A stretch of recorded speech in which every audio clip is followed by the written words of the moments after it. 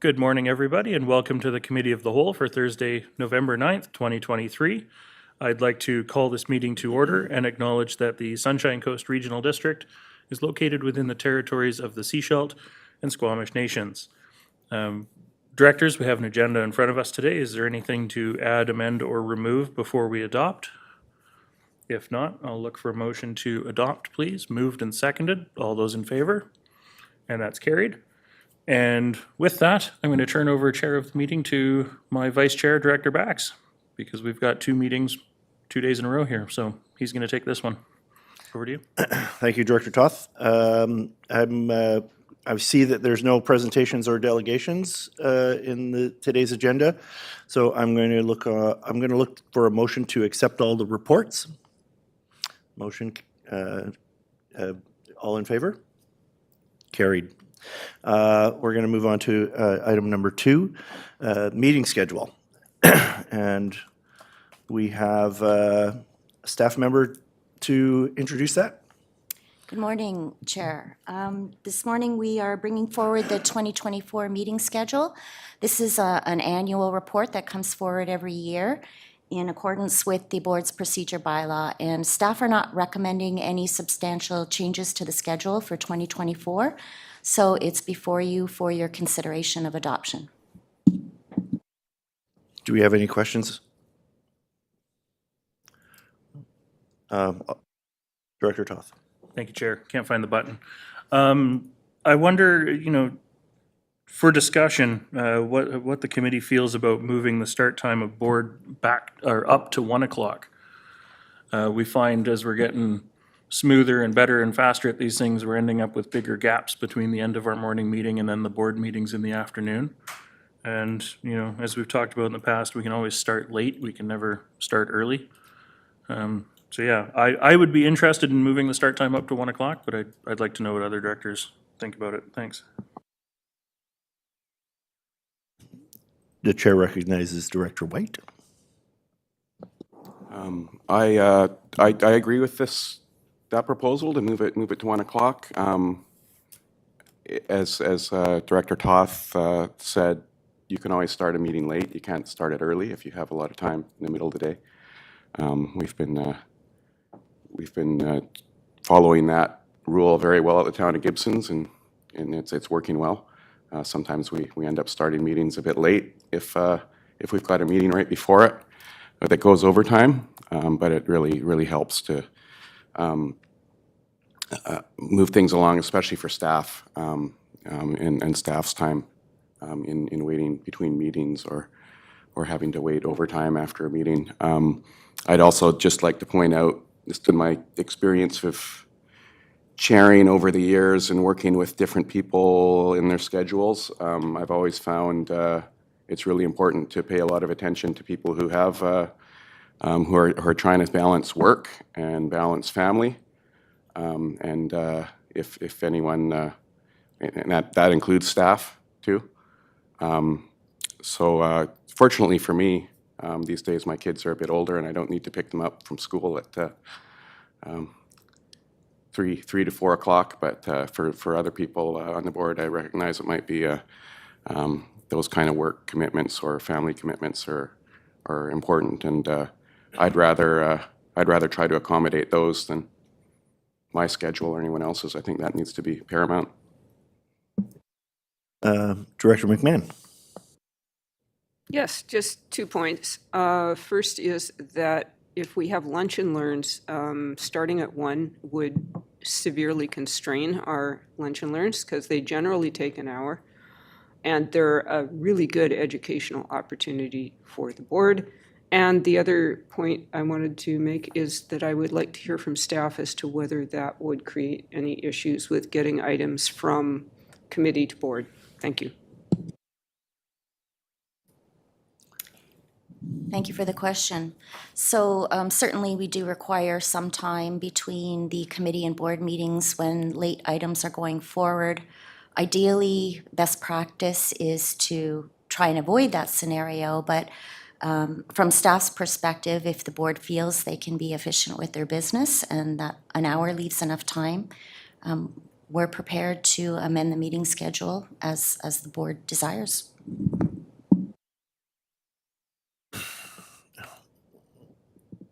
The director from District of Seashell, Yes. Darren Inkster. Director. Director Inkster. Director from Dir- West Dir- Seashell. Yeah. Director Inkster. I think this is a good idea. I've been here now for a number of months and have been here in previous years to see morning meetings finish earlier than the argument to go to 1:30 had made to have that at that time because of later meetings. I don't see a lot of examples of that. There's the odd meeting that finishes a little later, but most of them I'm noticing finish between 11 and 11:30 as statistic examples. This particular time, I think, is better to move it back for a couple of reasons. One, it is easier for those that are balancing work and family. Director White did mention that his children are easier able to get home, but maybe because he lives down the hill, I guess, from the school. My kids are a little further away, so it's a little more of a challenge for me if I have to deal with kids stuff. So we need to be in consideration of those elected representatives who have families. The other thing I was thinking about is I had thought the directors would be more comfortable, especially from October to April, with earlier meeting finishes so that they don't have to travel at night or in the darkness home. If they got longer commutes or in one case has to jump on a boat and get home. So I thought it would be better for them if they could be out of here with some daylight left, if the timing works, or to be home just as it gets dark. So I think we do finish earlier. I think it works to have meetings that start earlier because the earlier meeting finishes earlier, and then three and we're finishing it would probably finish about 3 instead of 3:34. And also too, when the meetings tend to drag out later in the afternoon, I've heard from people that they start to get tired, and the decision-making matrix within themselves starts to get a little more tested. So I think this is a good idea for about 10 different reasons. Thank you. I'm going to move on to Director Toth. Thank you, Chair. Director Inkster made such good comments, I forgot what I was going to say. So I'm going to leave my hand up for now, but carry on. He was talking about it getting dark very early, which is something that we all have to deal with. Director McMahon, you have a second statement. Sure, and I'm happy to go with whatever the majority wants to do. I'm just going to suggest that we have a perhaps informal procedure that if we have substantive items going from committee to board, that we declare a 1:30 start for board, sort of have that expectation, and maybe even have a message up on our feed or on our website saying that we're going to delay for half an hour because of agenda turnaround. Just a suggestion.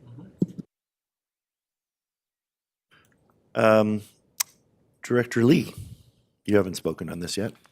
Thank you, Chair. Yes, I'm actually okay with the 1 o'clock start.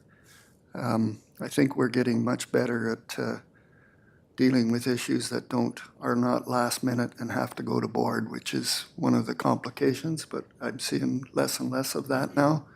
So I'd be happy to give it a try. And I think we are getting also a lot better at getting our meetings done fairly quick at the committee of the whole. So I think because of both those things, I am definitely in favor of it. Thank you. Director Gabias. Thank you, Chair. Yeah, I am very amenable to this change. I think, as we know, like, not all agendas are created equal. Like, sometimes we have 2 delegations, sometimes we have none, sometimes it's jam-packed and not. But it'd be interesting to give it a try, and then, with the caveat that, yeah, we can start later if need be, and I'm comfortable with that. I'll return to Director Toth.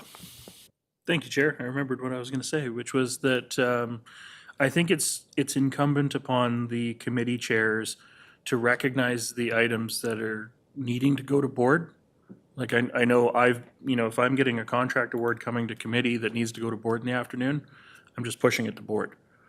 There's no reason for it to come to committee in the morning and then make staff scramble throughout the lunch break to make it ready for us for the afternoon. So I think if we're cognizant of that going, as we go through the agenda reviews, it'll self-resolve.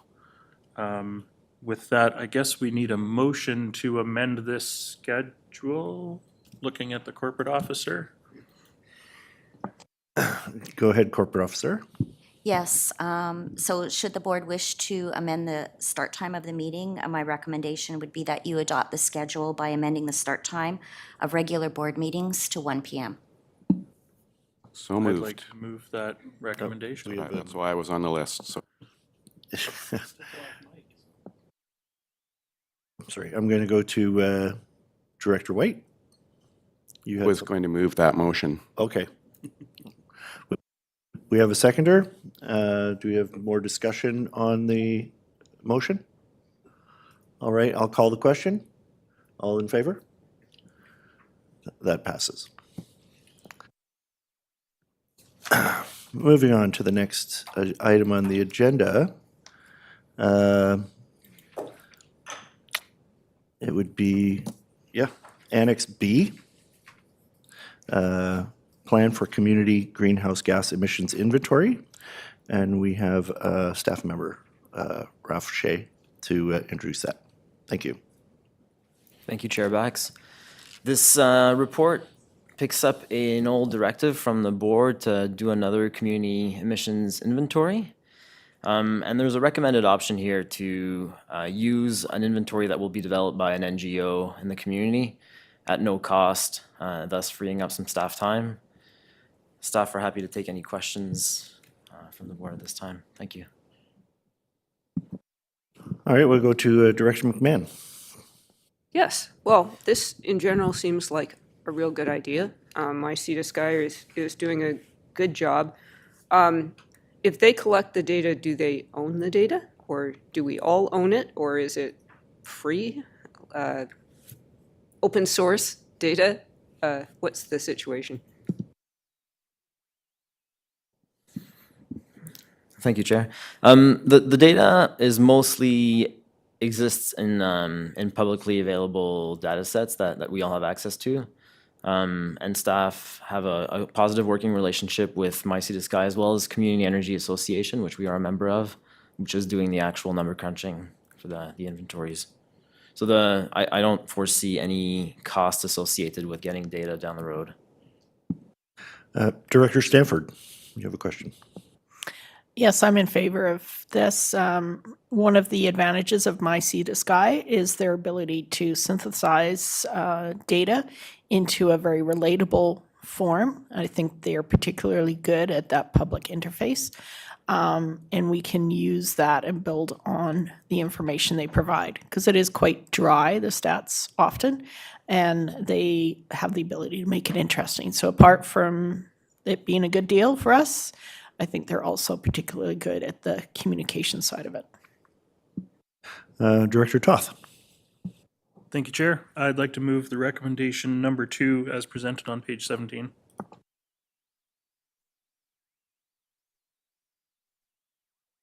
I'll second that. We have a This is where you seconder. look for a seconder. Yeah. Got a seconder. We have any other questions? No? Can we, I'll call the question. All in favor? Any opposed? All right, that carries. Sorry, on to our next report. General Manager Shelley Gagnon would like to introduce the Community Services Department report. Thank you, Chair. Just a brief introduction. The report's here before you for Q3, and I'm happy to answer any questions that the board might have at this time. Thank you.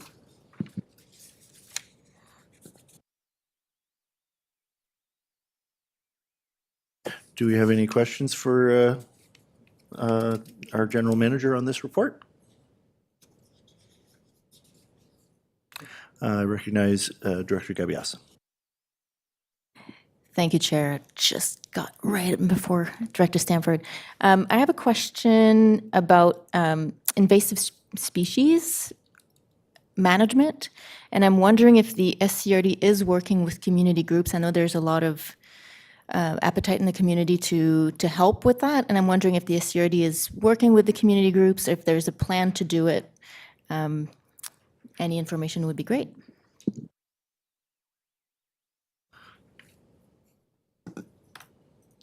Go ahead. Thank you, Chair. I may look down the table for some additional information, but my understanding is that there was a paper brought to the board several years ago about whether or not we wanted to enter into an invasive species service, and that was declined. So at this point in time, we don't have a service for invasive species. What we do have within parks is a very small budget to try and manage invasive species that exist within park land. But no, other than that, we don't have any other program. Thank you. Director Stanford. Yes, thank you, Chair. I was interested in the comments about, on page 21, about forest fire mitigation through clearing. Is there really enough time devoted to this particular project? And I wasn't sure what a Fields app was and how I can access that. So I'm basically just asking if there's any possibility of how much more we can do for fire mitigation in our parks. I think it's a growing issue and will become more and more important as the years go by, and maybe some discussion at the board level as to how we can expand that function within parks. Big question, just a way of bringing it up. I wonder if the general manager has any statements on that. Thank you, Chair, and thank you for the question. I'm not able to give a very succinct answer on that at this point. I would suggest that within our parks function, we have a lot of different things that we do. So lots of our programs are fairly small in nature. So I would imagine that we chip away at this to the best of our ability, but is it a full, robust program? That I could not answer. I do know that we work closely with our fire services in terms of what we do, what we are able to undertake. But, and the Fields app, I actually can't give you an answer on that. I know that we have an application within parks that we use in the field in regards to our assets and our asset management and our maintenance. But this particular Fields app, I'm not sure if that's a capital Fields app in terms of a specific application, or if they're referring to the application we use. So I'll have to get back to you on that one. Thank you. I'll move on to Director McMahon. Yes, thank you. Great report as always. I note my least favorite highway fence hasn't had any progress, but as far as I can see, we have done everything that we can do, and it is now in Modi's court to move it along. I did have a question about the East Link outages, because that was back on page 43. Those were pretty substantial outages, and I was just curious if staff had any further comment on that. Go ahead. Thank you. Through the chair. No, we have no control over the East Link outages.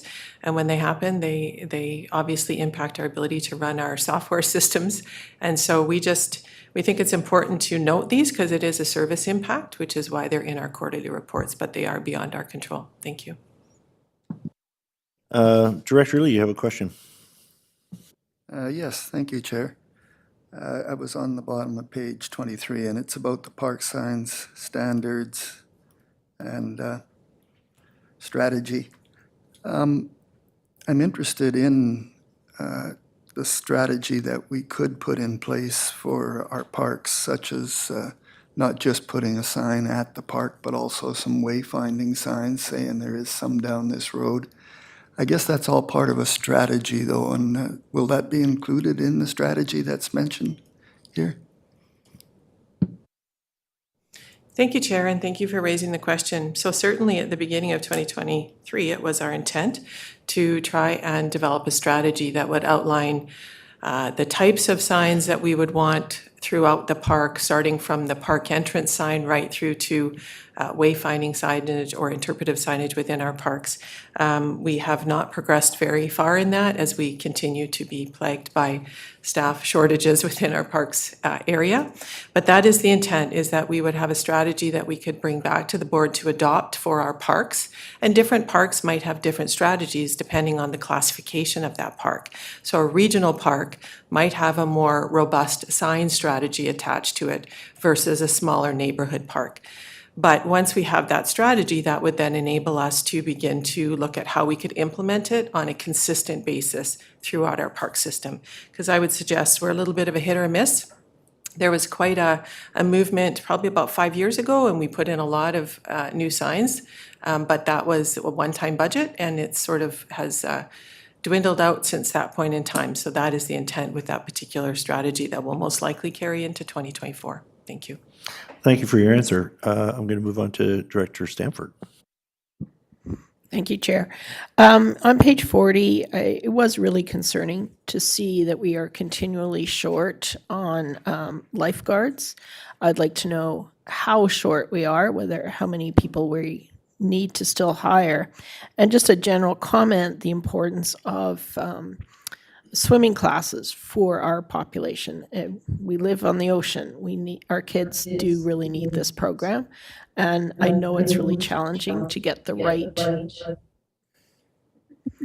number of staff to support us on this. So I'm just wondering what the strategies are to keep finding lifeguards, to train them, and whether or not the schools are involved, because the high schools probably have some interesting parties. GM Gango? Thank you very Are there ads in the paper on the regular looking for new lifeguards? Thank you, and thank you for the question and the opportunity to talk about lifeguards. I have spoke about it in past meetings, but it's been a while, so I appreciate the opportunity. As you may likely know, the shortage of lifeguards is not a SCRD-specific phenomena. In fact, it has crossed North America, and it is worse since COVID. There is significant certification required to become a lifeguard, and you have to keep that up. And during COVID, there was quite an exodus from the whole field of lifeguarding. So you will see articles in the paper on a regular basis across Canada about lifeguard shortages. Last year, we brought a board proposal forward during the budget to try and attack this in a little bit different way. So yes, we have ads in the paper. Yes, we, not in the paper so much, more social media is where we try to attack this from.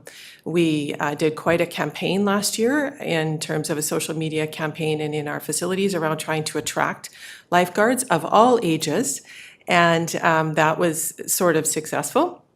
And then what we brought forward in that budget proposal was a way of developing lifeguards from within, certifying our own staff to be instructors.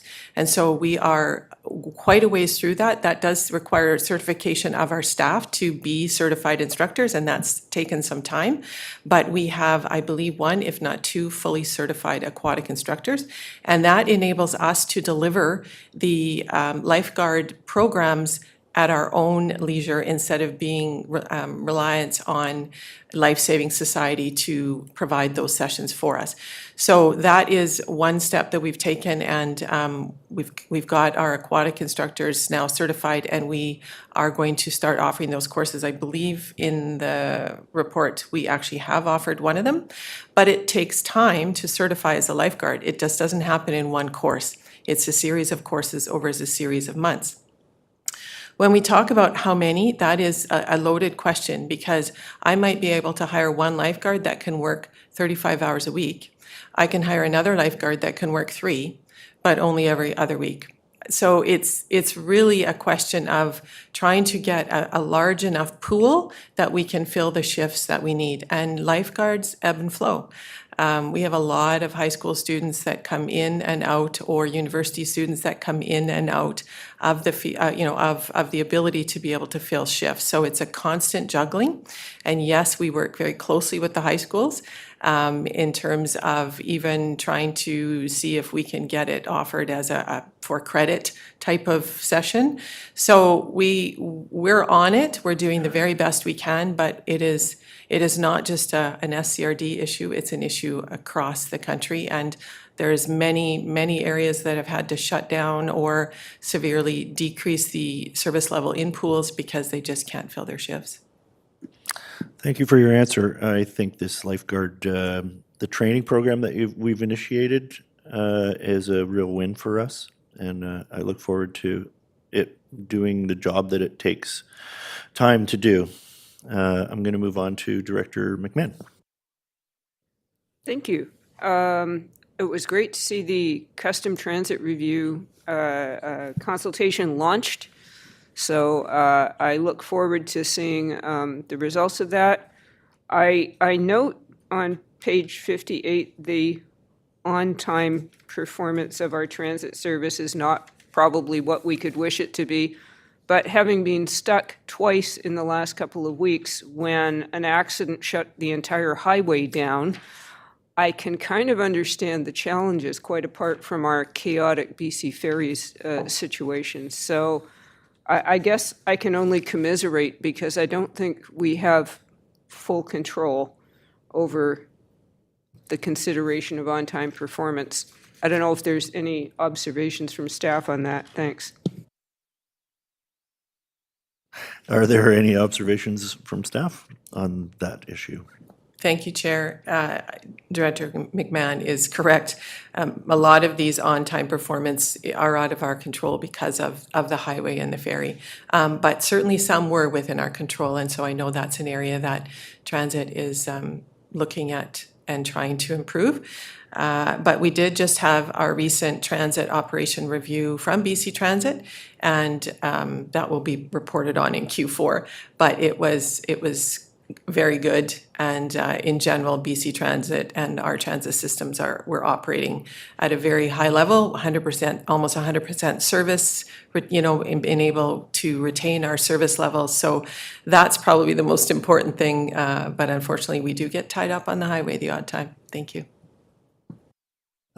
Director Lee, you have a question. Yes, thank you, Chair. I'm on page 25 and top of 26. I have an observation, and that is that we found archaeological artifacts of interest on that trail connector, which also interests me. I think, is there any way we could know what they are as well? Being curious. Thank you, Chair. I don't believe that's within my purview to be sharing that. That's, our consultant and between them and the nation. So at this point, I don't have any further information to share. Thank you. Thank you. Director Inkster's having trouble with his virtual hand, so I'll go to him now. I like this one better. Yeah, it works better. Just to go back to the transit issue for a quick second here. I look at the implementation of the pay system that I go on and on about at District of Sechelt about other things too. So it looks like the system's being installed soon, and the launch will not occur till the early new year. And I just wanted to get an update on when the payment system will take all forms of payment, TAP system that I keep referring to, and the way they have in the Lower Mainland, which is so close by. So I'll always ask about this because I think it's so democratizing to the youth in our community to be able to jump on and off buses easily. And also, I think we've heard probably from many that there's people that aren't paying fares. This may give them less excuses I heard some complaints from some personnel a little while ago about people just, oh, I don't have the money today, I don't have money, but this may give them less excuses. So I'm just looking forward to when those systems can come in and make it easier for people and make it easier for us so that people don't avoid $2, and they're avoiding that, so come on. So Thank you, Director Inkster. I think you were discussing the item on the bottom of page 53 of the agenda. I do have a question about it as well. It says the launch date is the week of January 8th, 2023. Should that read 2024? Or okay, that's a typo? Thank you, Chair, and thank you for the questions. Absolutely a typo. It's 2024. Unfortunately, this was actually supposed to be launched in the summer, and BC Transit is just launching it. We're on the list, and they're just been postponed and delayed in that launch. So, of course, with the electronic fare system, that does bring in the ability to have an app or a card that's preloaded that you just swipe when you get on the buses. So that technology is being installed on the buses the last week of November, and then it goes live in January, and there is a number of promotional opportunities that are going to happen over the next couple of months to begin to promote that system. So it does enable, prepaid, preloaded kind of things that aren't available, and it will make it easier for people, especially those that like to do things through their credit card in their app. I do want to address the point about people getting on the bus when they don't have money. So BC Transit and the SCRD as well we will not refuse anybody a ride. And I think that that's an important thing. And so we don't. But if there are frequent flyers, then our bus drivers will begin to have some conversations as well. But we do not decline anybody a ride. If they are out there and they need on the bus, they get on the bus. I wouldn't say it's a huge problem. I wouldn't say it's a massive revenue loss for us. I don't believe that UMO will help that, the electronic fare system. We do have a free transit ticket system where we work with social agencies in the community and provide transit tickets that they can hand out to their clients to enable them to access transit for free with a ticket. But if an individual is choosing not to pay, we try to deal with that if it is an ongoing issue. But whether or not they have the money to pay and whether or not they'd preload a card and that's the issue, I probably am not connecting the two, but perhaps it is connected. But anyways, electronic fare system is coming and it's coming soon, and that's a great improvement for us. Thank you. Thank you for the answer, Jim. I'm going to go to Director White.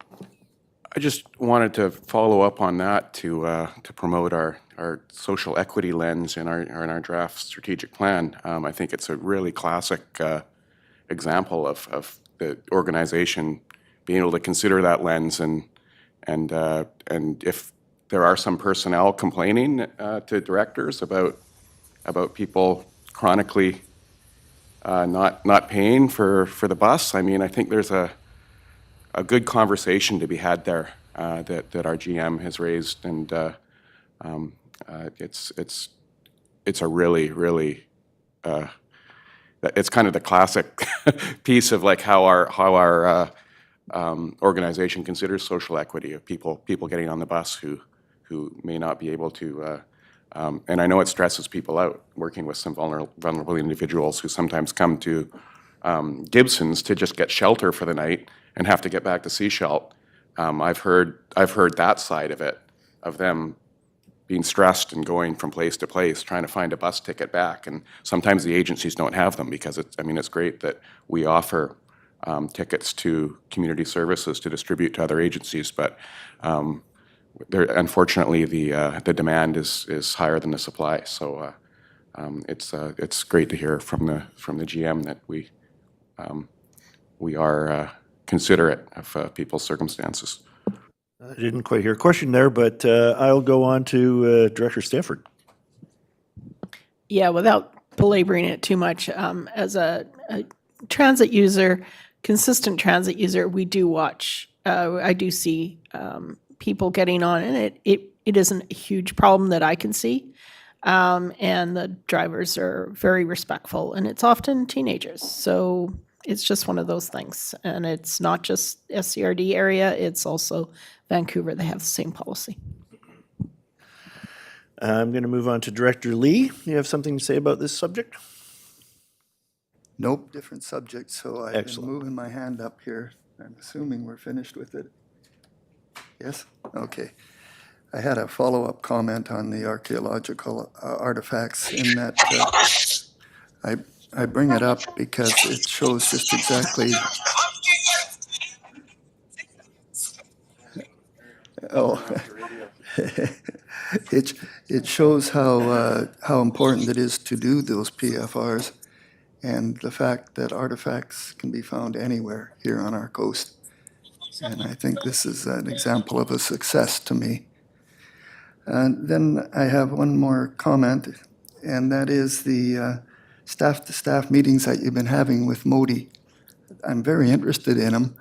I don't want to butt in, of course, but I was wondering if there was meetings minutes that are kept that we as staff could, or we as directors could use to follow what's happening there.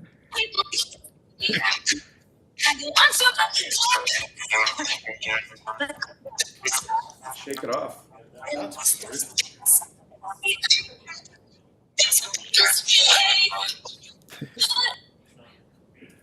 It's not you? Someone is infiltrating our meeting with some Taylor Swift. Talking about it before the meeting. Shake it off. Thank Kim you, Gagnon, Chair. do you have an answer? And thank you for the question. Thank you. I think what staff are attempting to do, we don't keep formal minutes. They're just collaborative meetings where we get together. They're with all of our divisions, so we have representation from planning and development, as well as infrastructure and community services. It's just an opportunity for us to surface areas that we want to talk about, potentially collaborate on, and what we're trying to do as staff is report back on those initiatives through our quarterly reports. If there's something that's surfaced that we want to make sure our community and our board know about, then we'll try to surface those in our quarterly reports. I can tell you that so far those meetings have been very collaborative in nature and really good. It's taking a bit of time to gain some traction, of course, unfortunately, with Modi's turnover in terms of their local staffing, and then some of the changes that are happening at a regional level too with the individuals that we're able to meet with, but they're still coming to the table, and we're still trying to work collaboratively through things like the highway fencing by the creek, through our some other infrastructure, through some of our parking challenges in our parks, and because there's multiple jurisdictions in there. So been very pleased to be able to meet with Modi every couple of months to kind of surface and work through some of these things. Thank you. Thank you. Thank you. I have a question about an item on page 22, the sports field maintenance report. Is there an update on the sports field in Cliff Gilchrist Park?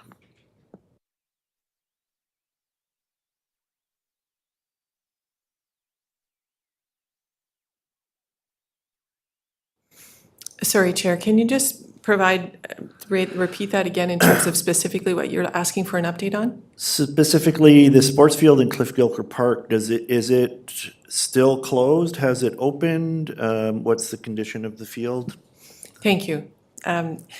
Cliff Gilchrist is still closed, and it will be closed until we do have a funding request coming forward as per our report that was surfaced with the board several months ago, so it was a long time ago, that we were closed and that we would be bringing forward a budget proposal for 2024 that would represent the cost that we would need to undertake in order to remediate the park. So that will be forthcoming in your budget deliberations in 2024. Director Inkster, go ahead.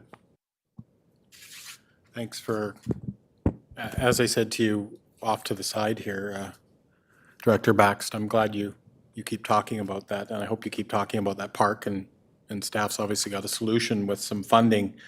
It's a big deal, the fact that that park's been shut. We have one in Seashell that we're dealing with, and I hope that comes online soon, but it's a really big deal for the local sports groups that I'm affiliated with, it's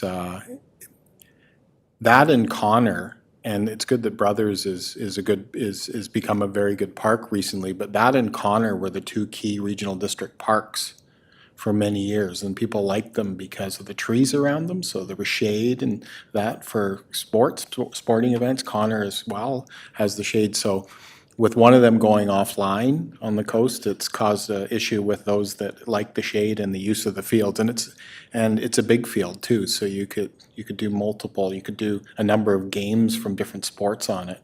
So it's a really key piece to not only some sports groups on the coast, but also for your community's use. So I look forward to the report. We're not in parks, and so I try to stay in my lane, but when fields are affected on the coast, it affects adult user groups, health and vitality, and youth on the coast when we don't have enough good fields. So thanks for bringing that up, and I hope we can talk about it some more. Well, I know that I personally have been there on many a rainy, cold Saturday morning, and I was the most liked adult there because I would bring a pop-up tent and we could get some refuge from the rain. But I do want to reiterate the need of that park to be repaired and brought back online for our communities. It's something that is very sorely missed. I'm going to move on to the next Annex D. Oh, never mind. Leonard Lee has his hand up. Director Lee, go ahead. Thank you, Chair. Yes, I'm on page 20, wait a minute, whatever page it is, just a sec. 42. It's about the programming in the school facilities and an administrative error that stopped us from doing that. And I'm kind of curious, we have a standing agreement, so I'm curious what an administrative error would have been that stopped that. Thank you, Chair. Thank you for the question. We do have a standing agreement. It is not an agreement issue. It is an internal SCRD issue.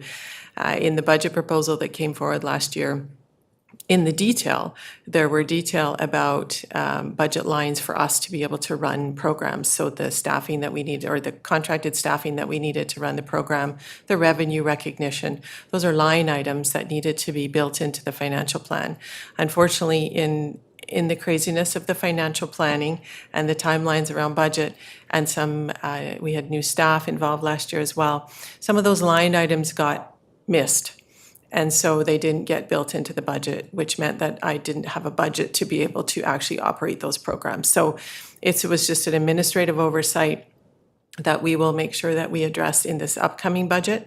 There will be a proposal that enables us to pull the trigger on those programs in the schools. Thank you. Thank you. Do we have any more questions about this report? If not, I will move on to Annex D. Maybe Director Hall can introduce the Planning and Development Department Q3 report.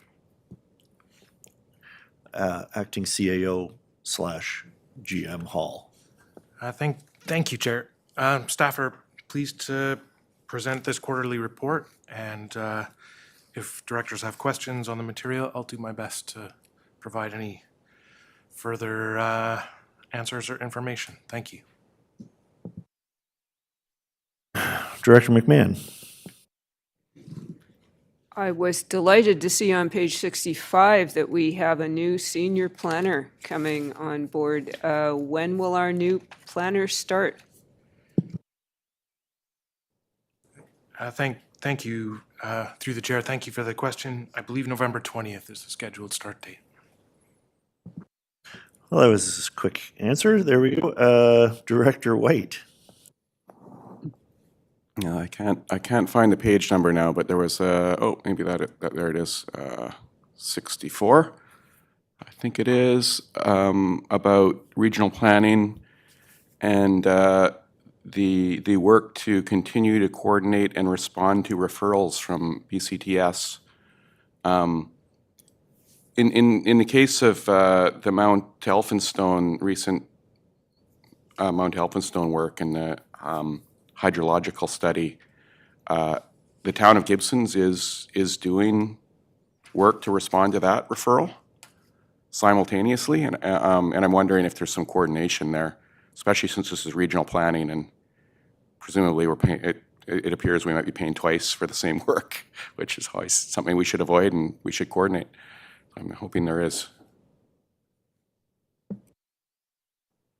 Thank you for the question. Typically, there is coordination on our responses to BCTS.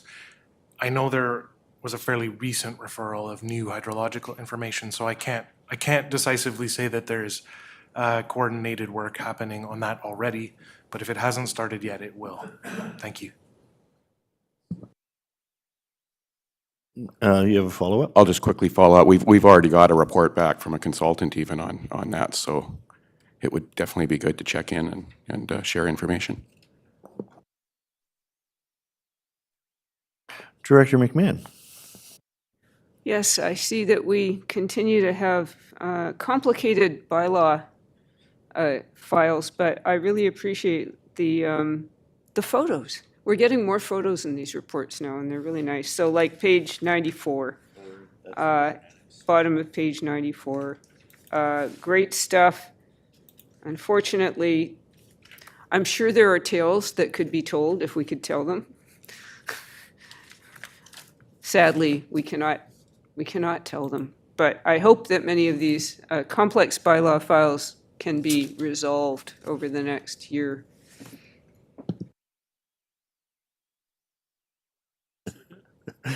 All right, thank you.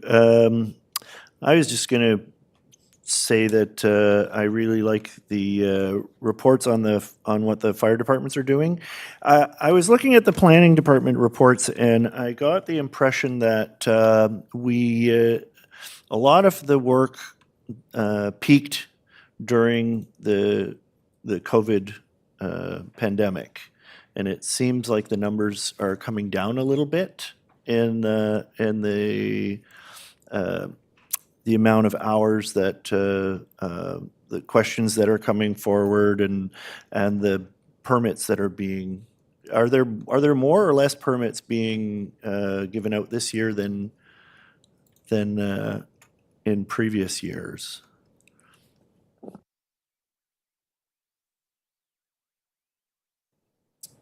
Thank you for the question, Chair. Staff are starting to see some trends with, I'll say, a general decline in building permit activity. Planning activity, especially pre-applications and inquiries, remains quite strong. It's less than it was at its peak, perhaps a year and a half ago, but it's still elevated considerably as compared to 5 years ago. And we continue to see a greater number of applications than we have. The other thing to say is, without a doubt, we are down to some of the most difficult and complex development opportunities on the coast. And so the numbers don't fully give the picture of the amount of time required to process some of these applications. And as we continue to work on service level documentation and improving our tracking of work, we may be able to offer a deeper look into that. But we have a lot of development permit areas. There are a lot of creeks. There are a lot of hazard areas on the coast. And so that means that as compared to some places that have flatter, readily serviced land, when you compare our application numbers to other places, they don't give the whole picture. Thanks. Thank you for the answer. I was going to ask if there's anything you wanted to highlight in the report as GM Hall. Well, thank you for the opportunity, Chair. I would just say that what's represented here is the culmination of a lot of hard work by staff in a wide range of areas. And there's a lot of operational reporting here, but I'm also excited to see the movement on some of our strategic items that were aligned with our strategic plan and the budget, and would draw out examples of the Fire Smart program really getting its legs under it and having an impact in the community. Thanks. I don't see any more questions. Any more questions? No, this is a very good report. Thank you very much. I'm going to move on to Annex E, and I will call on GM Rosenboom to give us an introduction on that. Page 96. Thank you very much, Chair. Vice Chair. The purpose of this report is to provide an overview of the activities completed with the Infrastructure Services Department in the third quarter of this year. And I can highlight several items, but I think it's I leave it up to directors to ask any questions they might have about certain items. Thank you. Director Stanford. I continue to get questions about timelines for the Eastbourne water main pipe burying, and I'm just wondering if staff have an update on ETA on those projects. Thank you. Thank you very much for your question, Director. We're still waiting for archaeological permits, and so no ETA yet. Thank you for the answer. We'll go to Director White. Yeah, just looking through the water section, one piece I don't see is the progress on the water agreement that was made recently with the town of Gibsons, and I understand there was a really, at least from the town's perspective, a really excellent meeting recently, which may be in the next report, if because maybe it was I know it was only a week or two ago, but I'm just wondering if maybe a verbal update could be given on that, and especially in the hopes of seeing some budget proposals in alignment with that water agreement.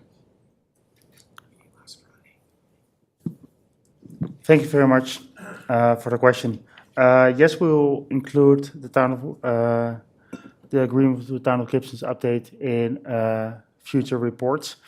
And yes, the meeting was indeed held in Q4, so it will be considered in the next one, and there will be budget proposals coming forward to fund some of the commitments that were in the agreement for 2024. And it was a productive meeting, and we're really looking forward to further steps there. Thank you. I'm going to move on to Director Gabias.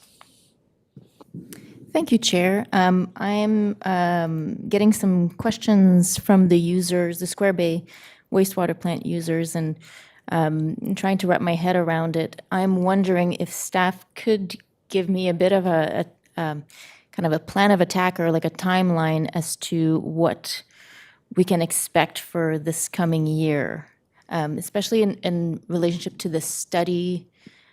Like where does it fit into the big picture? Thank you for the question. The question, where does it fit within the big picture, it's one of the things that, one of the items that is on our list to get started on. And we have several similar studies that need to be undertaken. And our engineering staff, we're still down one staff member, and last Monday, we had one position filled, so we're still down staff there. So we hope to receive a little bit of more capacity to start working on this next year, but it also depends on other high priority files that might take up engineering time in upcoming months. like the lower ground project, that could totally throw this offside again. So more on that to come in future committee meetings on the potential impact of that project on projects like this. Thank you. Director Lee. Yes, thank you. I was quite interested in the graph on page 112, which shows the tonnage landfill at the Pender Harbor Transfer Station consistently dropping year over year, which is really good news. But I was wondering, what would we attribute that to? Would that be organics collection, increased recycling? I can't think of anything else, but that seems like quite substantial. Thank you very much for your question. Organics collection was introduced in the fall of 2020, but not in Area A, of course. So I think this drop could be the organics, the ban on organics that was, of course, implemented last year. And I think indeed in the increased recycling or reduced construction activity, but I don't see that being a good argument. Usually that is one of the reasons for a drop, is that there's a slow in construction activities, but I don't think that's happening in area at the moment. So to be honest, I don't have a clear answer to that. I'm glad that it is dropping, but I don't have a clear answer on why. Thank you. Whatever we're doing, we should be doing everywhere.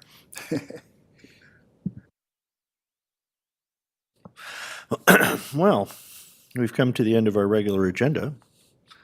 If there's no more questions, I'll look for, I see that there's no communications and no new business. So we're going to look for a motion to move in camera. That the public be excluded from attendance at the meeting in accordance with Section 990(1)K of the Community Charter. I see a motion. I see a second? All those in favor? Carried. All right, we're going to, we have any other questions from the gallery? Let's see, is there anybody?